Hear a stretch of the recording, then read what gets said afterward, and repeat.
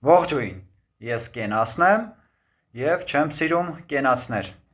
չեմ սիրում ասել դատարկ կենացներ, ինչպես շատերը։ Վերնագիրն էլ ընտրել եմ շատերին զայրացնելու նպատակով, որպեսզի ասելիքս տեղ հասնի։ Ես ուզում եմ ապրել առանց պոնտերի Հայաստանում։ Երբ վերցնում են ծխախոտը և սենց քաշում են, այնպես են քաշում, ես չեմ քաշել։ Կարծես Հայաստանն են ներկայացնում օլիմպիական խաղերում։ Ծանր, կարծես 200 կիլոգրամանոց ծանրաձող է դրված իրենց ուսերին և Հայաստանն են ներկայացնում։ Պոնտերով Հայաստանում ենք ապրում։ Պոնտ է, պոնտ։ Չեմ ուզում ապրել այսպիսի Հայաստանում, որ այսա վերցնում են, չոր սենց խորը, կարծես սենց հայացքով, սենց մռայլ, կարծես բանը, խարիզմատիկ դեմքեր են։ Մարդու խարիզման սրանից չի կախված։ Մարդու խառնվածքը։ Այս խառնվածքով տպերին տեսել եմ ռազմաճակատում։ Երբ որ պետք չէր վատնել պահեստատուփը, զենքի պահեստատուփը վատնում էին այս պոնտերով տպերը։ Բայց որ հարցնես, կասեն մենք պատերազմի մասնակիցներ ենք։ Առանց պոնտերի Հայաստանում եմ ուզում ապրել։ Մոնթե անունն ընտրող ծնողներին դիմելով,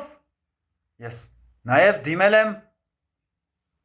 բոլոր ծնողներին, ես չեմ թիրախավորել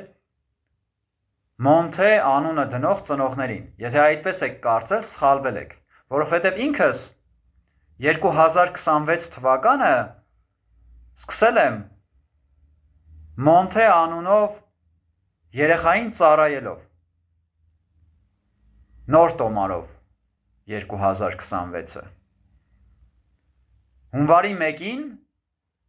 երբ պետք է իրականացնեի հերթական մարզումս, ես Գարեգին Նժդեհի ծննդյան օրը արդեն 10 տարի շարունակ անց եմ կացնում իմ մարզումները դեկտեմբերի 31-ին և հունվարի 1-ին։ Իմ հարգանքի տուրքն է, ես չեմ գնում կանգնում իր արձանի առջև և կեղծ ծիսական արարողություններ կատարում, ինչպես ոմանք։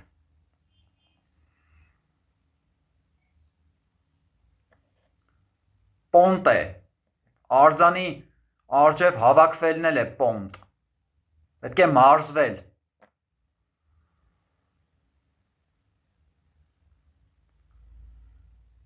Նժդեհ դրեք ձեր երեխաների անունները, ում է պետք է Նժդեհ անունը, եթե այդ երեխան պետք է ծխի։ Մոնթե դրեք, ում է պետք է այդ անունը, եթե այդ երեխան պետք է թուրքավոռնոցակլկլան երաժշտություն լսի։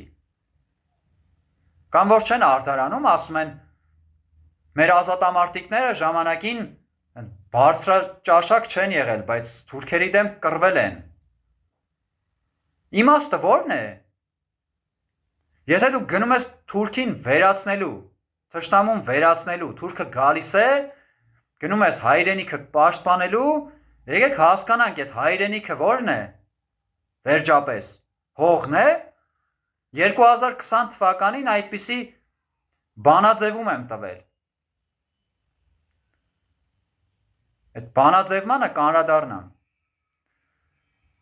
Բայց, ինչ է նշանակում, կոմիտաս չեն լսել, բայց գնացել են թշնամու դեմ կռվել են և արդարացնում են։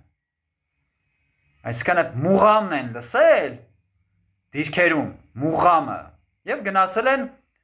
մուղամը ստեղծողներին այսպես ասած ոչնչացնելու։ Իմաստը ո՞րն է։ Դուք առյուծներից ինչով եք տարբերվում։ Օրինակ առյուծները իրենց տարածքը նշելու համար միզում են, չէ՞։ Տարածքը միզում են, որ մյուս առյուծները, այսպես ասած, հասկանան, որ այդ տարածքը արդեն զբաղեցրել են եւ պետք է կռվել այն, չգիտեմ, գրավելու համար։ Կենթանական մակարդակից ինչով ենք տարբերվում։ Ես չեմ ասելու այնպիսի բաներ, որ ձեր դուրը գամ։ Այդ միանգամից արձանագրենք։ Չեմ ասելու, կեղծ չեմ ժպտալու։ Առյուծից, կենթանուց ինչով եք տարբերվում։ Ինչով ենք մենք տարբերվում։ Գնում ենք հողը նշելու, հա։ Հողն ենք միզելով նշում։ Ինչի համար ենք կռվել։ Ինչի համար ենք կռվում։ Ինչի համար է մեր կռիվը։ Սա պետք է հասկանալ։ Ո՞րն է հայրենիքը։ Հայրենիքը ազնվական արժեհամակարգն է, որը ստեղծում են ազնվական հայրերը։ Այն հանրապետության հրապարակում հորսարև լավանողները չեն ստեղծում, է։ Թումանյանն է ստեղծել, Կոմիտասն է ստեղծել, Սուրբ Մեսրոպ Մաշտոցն է ստեղծել։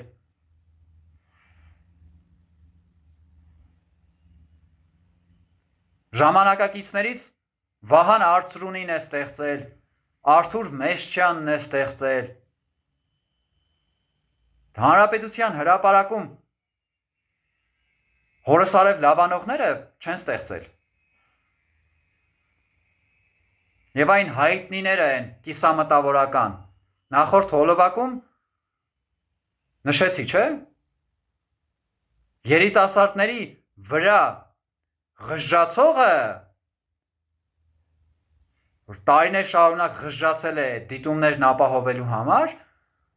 որպեսզի կարողանար իրեն թույլ տալ սաղմոն, այդ հեգնանք էր էլի այդ սաղմոնի պահը։ Հեչ կարևոր չէր այդ երիտասարդների հոգեբանությունը եւ այլն։ Կարևորը դիտումներն էին, այդ հանրապետականներն էին, իրենց ընկերները, հաղորդավարները, կիսամտավորական հայտնիները, որոնցից ոմանք հետագայում չվեցին տակ-տակ երկրներ, հացը կտրվեց, էլի հացը։ Հանրապետականների կառավարման տարիներին հացը կար, բայց կարևոր չէր, որ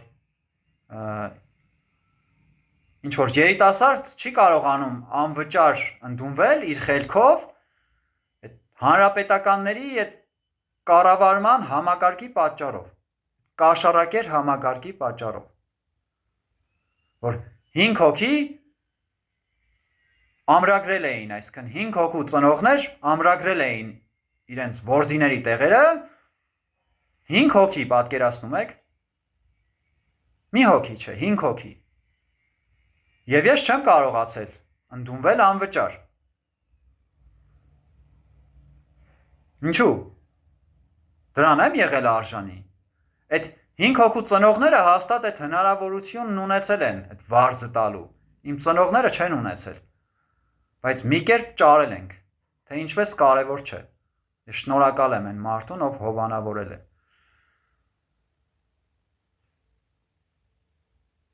Չհովանավորեր ես այդ կրթությունը չէի ստանա։ Այդ կրթությունն էլ որպես այդպիսին տենց չոր իմ սպասելիքները չարդարացան։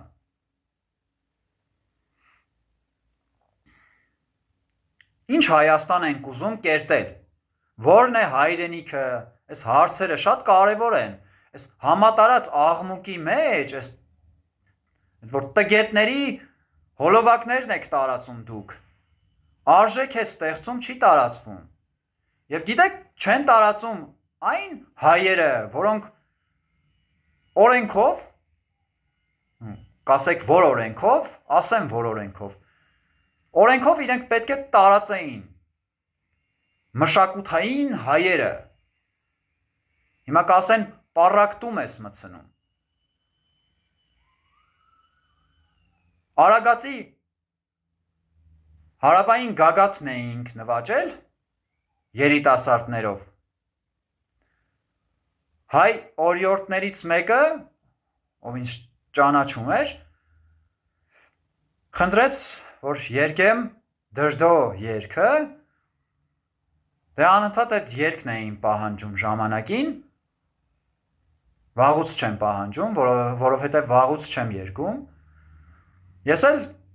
ասացի այս անգամ լորվա գութաներ կերգեմ և երգեցի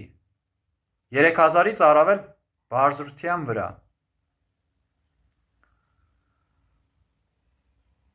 Ինչ պետք է տեղի ունենար այդքանից հետո ըստ ձեզ։ Ձենով օհանը, այն օհանը, որը տարիներ շարունակ իմ գաղափարները կարտալով, գաղափարներից ծնվելով հրապարակումներ է կատարել մի քանի պտղունց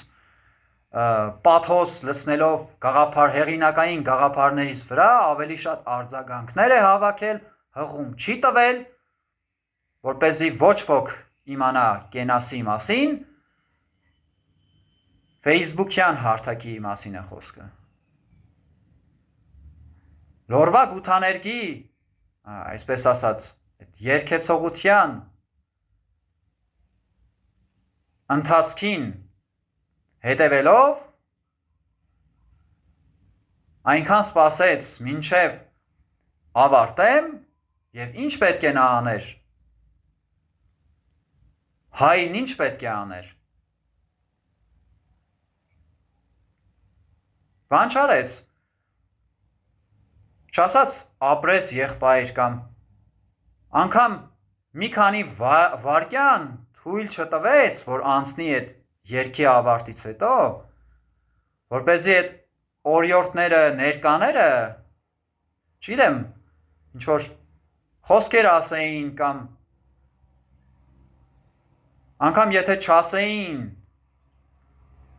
գուցե ինչ-որ, չգիտեմ,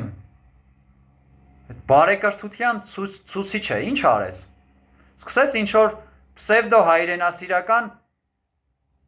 բանը, երգ բարբաջել։ Չերել երգում, որպեսզի կենասի վրա չկենտրոնանան, կենասի երգի վրա չկենտրոնանան։ Եվ այսպիսի տպերը անընդհատ հանդիպում ես, ամենուր, ամեն միջավայրում։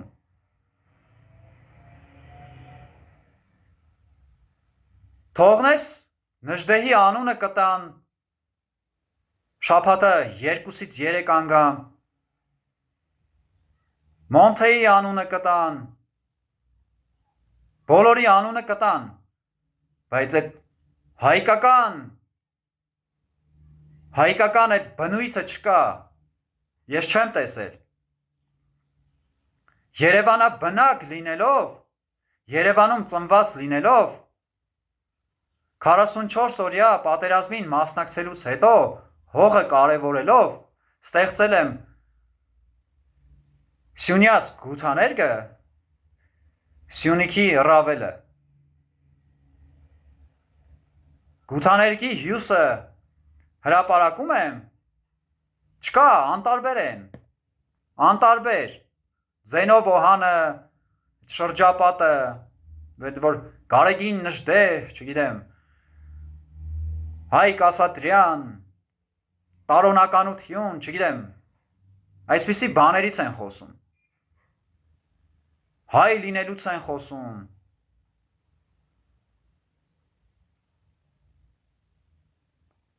գնամ մեռնեմ գամ սիրեք, ես է ձեր հայկականությունը, ինձ հետաքրքիր է ձեր արժևորելը կամ չարժևորելը, ինձ հասուն մարդիկ արժևորում են, ես չէ խնդիրը, խնդիրը ես պոնտերն են, ես պոնտերը, են պաթոսը, են մյուս պաթոսը, Հնարավոր չէ հանգիստ խոսել այս ամենի մասին, հասկանում եք։ Զավեշտալի է։ Ո՞րն է հայրենիքը։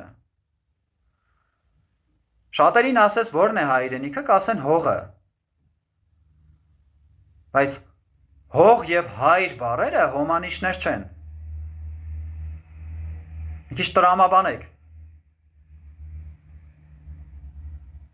Հայրենիքն այն արժեհամակարգն է, այն ազնվական արժեհամակարգն է, պետք է շեշտել։ Հայրենիքն այն ազնվական արժեհամակարգն է, որը ստեղծում են ազնվական հայրերը, հիմնվելով մեր մշակութային ժառանգության վրա։ Վերջ։ Մայր հայրենիքը այդ մատրիցան է։ Մատրիցան, թվաբանական մատրիցան է։ Հասկանում եք։ Հողն է մայրը։ Հողը չի կարող միաժամանակ լինել մայր եւ հայր, չի կարող, որովհետեւ հողը պտղում է, ծառերն իրենց արմատները տարածում են եւ պտուղներ են տալիս, այդ պտուղները մենք ուտում ենք։ Մայր բնությունն է, մայր հողը։ Երբ ասում ենք արևը մայր է մտնում, ինչու չենք ասում արևը հայր մտավ։ Մի քիչ տրամաբանեք, էլի։ Ոնց խոսակցական ասեմ, որ մտնի։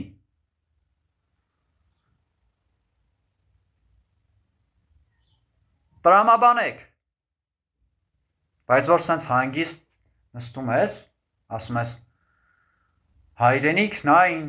դասակարգն է, կամ ինչ-որ սենց ձևակերպում ես անում, մարդիկ չեն տարածում։ Հայրենիքը նաև դասակարգ է։ Ազնվական հայրերի դասակարգն է։ Հորս արև լավանողները, այն հայտնիները, որոնք ղժում են հայ երիտասարդների վրա, այնտեղ, չգիտեմ, շոր տարբեր հայտնի երգերի տեքստերի հեղինակ են, այդ երգերը շատերը լսում են, որ հանրապետականների օրոք լիզել են, էս են արել, են արել, նրանց շրջապատը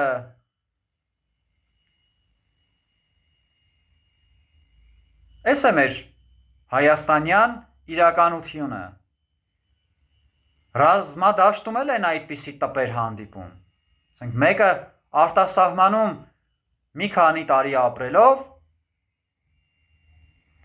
ուռած թշերով գալիս է դառնում է դիրքի ավագ, դիրքի ավագ է դառնում, 4 պահեստատուփերը դատարկում է վախից, այդ մասին չի խոսում 44 օրյա պատերազմից հետո, պարզապես հրապարակում է իր ամբովանդակ լուսանկարները։ Բացի այն, որ հրապարակում է, հետագայում նրան, այսպես ասած, նրա մասնակցությամբ հոլովակները տարածում են։ Եվ նա դառնում է կերպար։ Այնինչ դու ես եղել ականատեսը, դու ես եղել այդ բոլորի ականատեսը, այն մարդկանց, որոնք խրամատի տեղն էլ չգիտեին, որտեղ պետք է փորել, բայց նրանց զինվորական գրքույկներում գրված է դասակի հրամանատար։ Շատերին նկարահանել են իմ բաժին պատերազմը, հաղորդաշարին են, այսպես ասած, հրավիրել։ Էդ է եղել իրենց բաժին պատերազմը, Մոնթեին պլեջ անելը։ Բայց կարգապահ հայը նրանց պետք չէր։ Ես այդպիսի մարդկանց հետ չէի կարող անցնել թշնամու թիկունք, բացառված էր։ Պարզաբանեցի, ևս մեկ անգամ պարզաբանեմ, որպեսզի հասկանաք։ Այդպիսի մարդկանց հետ ես չէի կարող գնալ։ այդ քայլին։ Հայաստանում էսա պոնտ, Նժդեհի անունը տալնա պոնտ։ Նժդեհ պետք է կարդալ, ինքս էլ եմ կարդացել և կարդում, դեռևս պետք է կարդամ, շատ բաներ չեմ կարդացել։ Բայց ես երիտասարդության տարիներին ձեռք եմ բերել այս գիրքը։ Կոմիտասի կենսագրությունն է, պատմեցի նախորդ մասում, չէ՞։ Ցույց եմ տալիս, բան չի, AI չի, արհեստական բանականություն չի, իրական գիրք է, ունեք այս գրքից, առաջիններից եմ եղել, ով ձեռք է բերել, Կարո Չալիկյանի գիրքը, ձեռք եմ բերել, Էս է մեր Հայաստանը, շատ ձև, քիչ բովանդակություն, շատ ձև, քիչ բովանդակություն,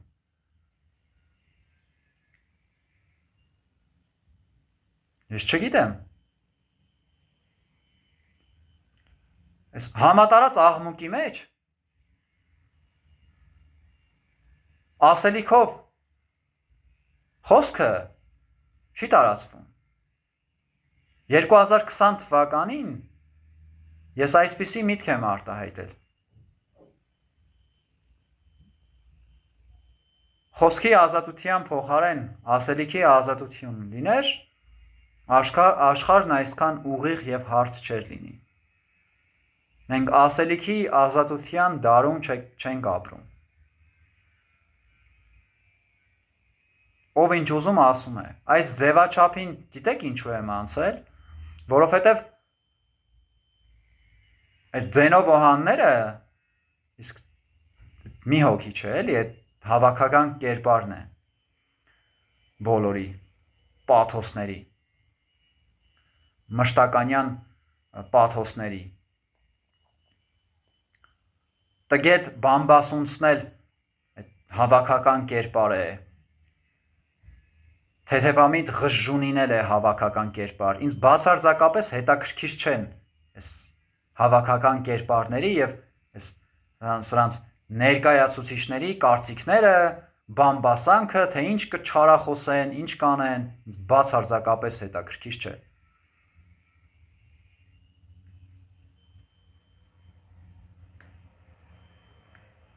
Եվ եթե ուզում եք ծանոթանալ իմ սկզբունքայնության աստիճանին, թե ինչքան սկզբունքային եմ ես, եթե ուզում եք հասկանալ, թե ինչքան սկզբունքային եմ ես, սա դիտելուց հետո նաև դիտեք բոլորին դեմ եմ շարժմանը ինչու եմ միացել, այդ մասին կխոսեմ և կհասկանաք, թե ինչքան սկզբունքային եմ ես, ինչու եմ միացել այդ շարժմանը, ինչու եմ բոլորին դեմ, որովհետև այս պետքա փոխվի Հայաստանում, երիտասարդները չպետք է իրար սուր գործիքներով հարվածեն, այդ որ պատմեցի, որ ազատամարտիկին իր հայրենիքում սպանել են, բայց վիրավորում չի ստացել ռազմադաշտում, ոչ թե կարևոր է այդ պահը, որ ինքը ազատամարտիկ է, առհասարակ ոչ մեկին Հայաստանում չպետք է սպանեն, մենք այնքան շատ չենք էլի, կամ շատ է լինեինք,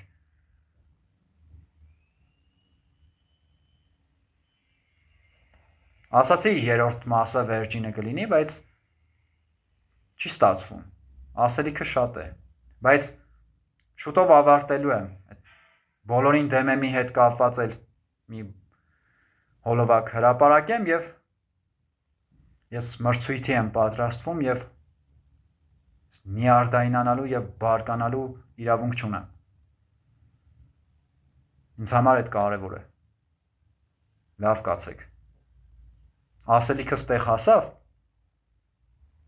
Չգիտեմ, վստահ չեմ։ Որովհետեւ տարբեր մարդիկ տարբեր հնարավորություններ ունեն ընկալելու